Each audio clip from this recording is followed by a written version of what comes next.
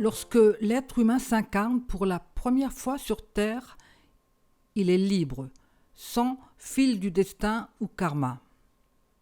Chaque pensée, chaque acte crée un fil de destin dans la matière subtile. Ancré dans l'auteur, ce fil s'en va au loin, attiré par des pensées et des actes semblables. Ces forces vont se renforcer entre elles et rebrousseront chemin vers l'émetteur de ce fil. Elles apporteront alors l'aide à celui qui aspire au bien et elles apporteront le mal à celui qui persévère dans le mal.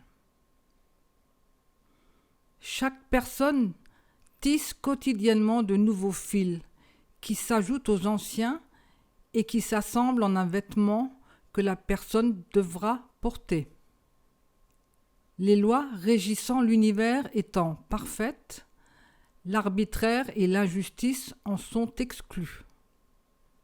Le karma que l'homme porte avec lui et qui a l'air d'une prédestination n'est donc en réalité que la conséquence stricte de son passé. En effet, la loi du retour instaurée par Dieu oblige chacun à récolter tôt ou tard ce que ses pensées, paroles et actes ont semé. L'être humain se façonne donc toujours lui-même sa vie future.